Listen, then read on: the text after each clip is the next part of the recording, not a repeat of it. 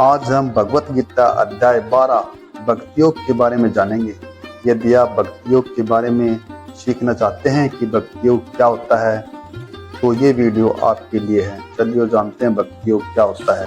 महाभारत की युद्ध भूमि में अर्जुन के मन में एक और प्रश्न उठता है और वो श्री कृष्ण से पूछता है कि हे प्रभु, जो लोग निरंकार ब्रह्मा की उपासना करते हैं वो श्रेष्ठ हैं या जो लोग आपकी भक्ति करते हैं वो श्रेष्ठ? श्री कृष्ण कहते हैं कि हे अर्जुन, जो मेरे प्रति मन लगाकर मेरी भक्ति करता है या मेरी भक्ति में लीन होता है या मुझे याद करता है वही मुझे सबसे ज्यादा प्रिय है।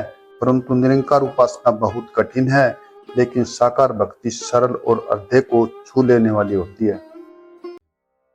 निरंकार की उपासना करने वाले भी अनंत परमेश्वर को ही प्राप्त करते हैं, परंतु ये मार्ग कठिन है क्योंकि इंद्रियों वाला मन निरंकार में स्थिर होना आसान नहीं होता।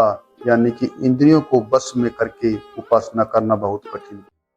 हे अर्जुन, जो मुझे प्रेम से याद करता है, दिल से याद करता है, सच्चे मन से मेरी भक्ति करता है, मेरा नाम जपता है, सत्य के रास्ते पर चलकर धर्म का कार्य करता है, मैं उसका साथ देता हूँ, यानी कि मैं उसका रक्षक बन जाता हूँ। श्री कृष्ण कहते हैं कि जो भक्त सभी प्राणियों से प्रेम करता है, किसी से द्वेष नहीं करता, मित्रवत और करुणामय होता है, सच्चे मन से भक्ति करता है, वो भक्त मुझे अत्यंत प्रिय होता है।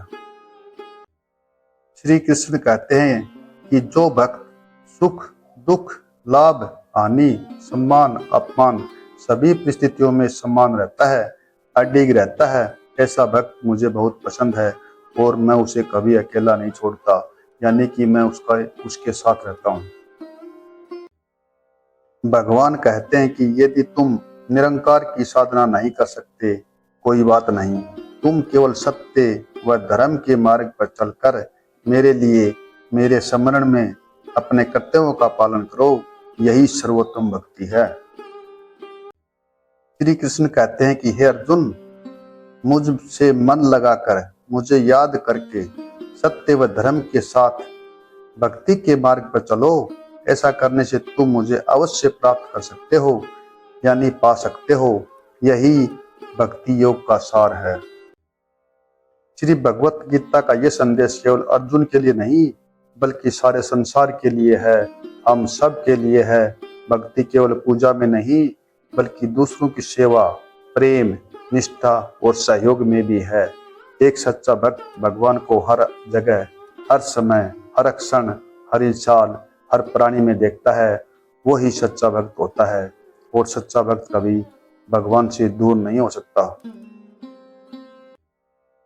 भगवत गीता का अध्याय 12 भक्ति योग हमें सिखाता है कि भक्ति ही सबसे सरल सबसे सुंदर सबसे शक्तिशाली मार्ग है। जो सच्चे मन से भगवान की भक्ति करता है वही भगवान का सच्चा साथी सच्चा प्रेमी सच्चा दोस्त है और उसी के पास भगवान के प्रेम को पाने का अधिकार है।